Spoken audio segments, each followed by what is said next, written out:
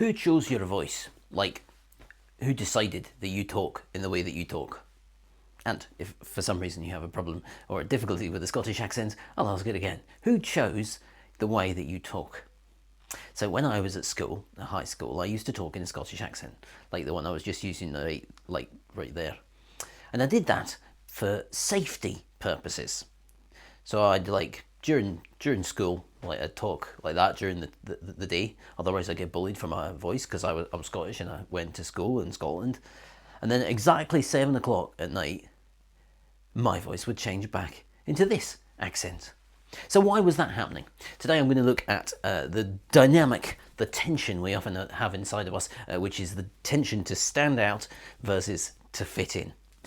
If you don't know me, I'm Alex. I'm a voice coach. I'm also neurodivergent, so I have ADHD and autism, which will come up in a second. And if you're interested in voice and authenticity and neurodivergence, hit subscribe, hit the bell icon, hit like, do those things if you want. So let's dive into it. Who decided where your voice comes from? So a lot of this, in the research, voice research, and indeed other researches as well, a lot of the times around identity, this phrase comes up quite often. It is fitting in versus standing out. So I'm going to look about how this can make our voice, and quite often in the world we move towards fitting in.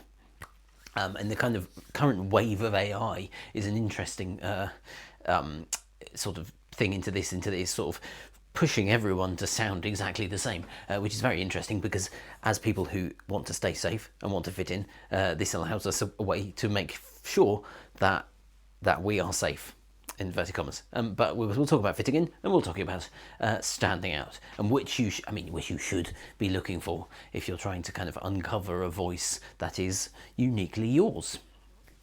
So fitting in. In all of us as human beings, we are kind of, evolutionary distinguished. I can't think of the word. Conditioned. That's the word I'm looking for. Great with these unedited videos. When I can't think of a word, I just have to talk around it because I often forget words. Because I've got ADHD, maybe, or maybe just because I am terrible with language. Anyway.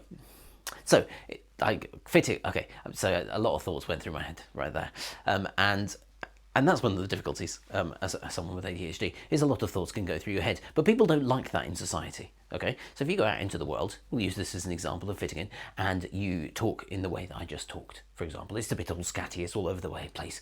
People will listen to that and assume you're stupid, or you don't know what you're doing, or that you're scared, or they'll assume things about you that might not be true. And in the world, if we want to avoid people saying, bullying us, for example, like it happened with my accent at school, we need to kind of change those kind of natural speech patterns. That particular speech pattern I was using was one that's pretty normal with ADHD. It's like you're talking around in circles. We have to sort of stop and we have to sort of think, okay, what is it I want to say? And then you have to say the thing that you're going to say, which is fine. It's there are times when that's useful.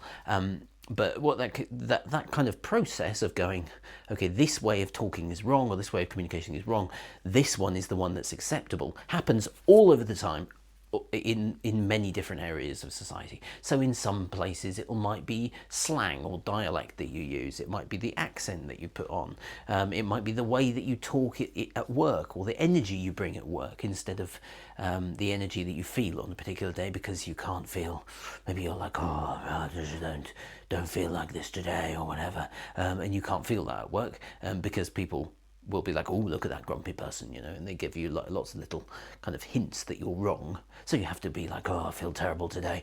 But you walk into the door at work and you go, hello, how are you? And you change how you are to fit in with what's like the acceptable mood in that place. And we do this all the time, just sort of changing how we are in order to fit some particular mold. And there are benefits to it as well. As well as providing us safety. If we don't communicate in a different way from other people, then we're safe. But it also allows us to feel belonging. This we come and get this with jargon or jargon of particular areas. Maybe you're a board game geek or something, and you know a lot about a particular board game, but by communicating with other people who like that board game, you get to feel like part of a community because you're talking on that way.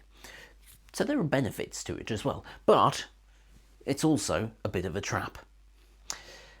So let's jump from fitting in to standing out. Why would you want to stand out, and why is it so difficult when we're kind of learning to use our voice or learning how to communicate to kind of break out of that mold? And a perfect example is LinkedIn. So I used to be on LinkedIn quite a lot. I used to do like businessy stuff on LinkedIn, and after a while I got just so bored with it because everyone talks in the same way. This was pre-AI, or before it became big. I was talking to someone yesterday in a group, and they were like, "Oh my god, on LinkedIn, everyone's using AI now." So everyone on the platform is using stuff, and I think probably for two reasons. One, because it's easy and quick. Sort of they can post stuff without having to think too much about it. Just what you want to read, things that people haven't thought about. And he says, making a video off the cuff, as I do. No, but I think about this stuff. But the other reason, and the second reason, is that safety factor. So if people are talking through AI, people have written with AI, they're safe. They're not showing themselves. They're not standing out. So while they might sound like every other person on that platform, they don't sound like someone different. So they're not in some sort of danger. They don't want to lose their job for posting something. Well, they might, but for posting something that sounds beige, sounds boring. But they might if they actually put their personality and their voice and their kind of unique quirks onto that sort of platform. So this is why they do it. But also, people in the world of business, people in the world in general, we want to stand out. On some level, there's parts of us that we're like, I want to stand out. I want to speak. I want to be heard. I want to be different. I want to contribute to things and make a change. And in order to do that, we have to kind of stand up and we have to say, this is who I am. Which is kind of what I'm doing with these ridiculously crappy videos. Sorry, I should have said scrappy. They're not crappy. They might be crappy. I don't know. That was not the right word. But we're not editing them, so you're going to get in. No, they're supposed to be scrappy, but they might be crappy. Who knows? But it is who I am. I'm a mess as a human being, as many of us are. But also, I have things to say. So I've written a piece thing on my notes, which is just down there, and I have no idea what it says. Needs to stand out. Needs to it says, oh god, this was going so well. I was like, we've got two things in this video. It's like, and this is a risk. This is a risk of standing out. This is a risk of making videos that you're not editing. Is that you might get into a situation and you might look stupid. But, and I would say this is an important thing, that's maybe the biggest risk these days. So in the past, if you wanted to stand out from your tribe, this is the sort of evolutionary theory behind this sort of thing. If you wanted to stand out from your tribe, you were at risk of being kicked out of the tribe. And because we're a social animal, you are at risk of being basically of death. If you stand out, if you're too different from the people around you, you're at risk of death.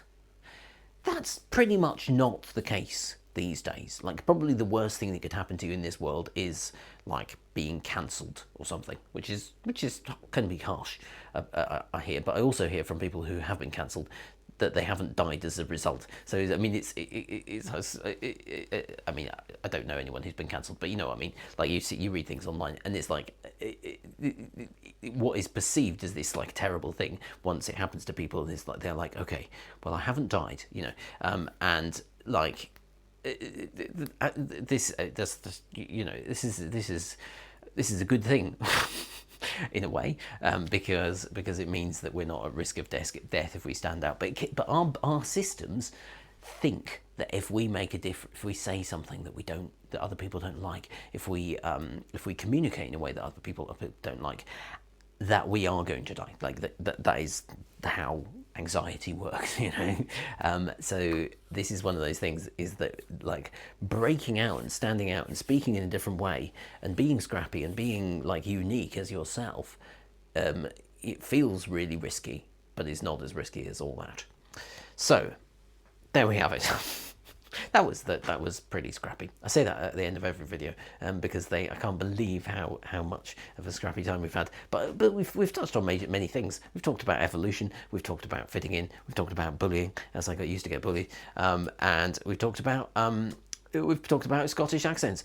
So that's not much of a conclusion. But what I would get you to think at is when you're making choices about how you're showing up in the world, ask yourself, am I doing this so that I can fit in, so that I'm safe, which is fine. There's reasons for that, or am I doing it because my system fears that I'm going to die,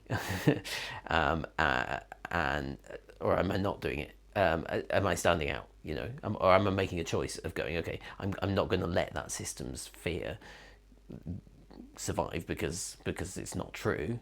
Will I set myself apart and stand out?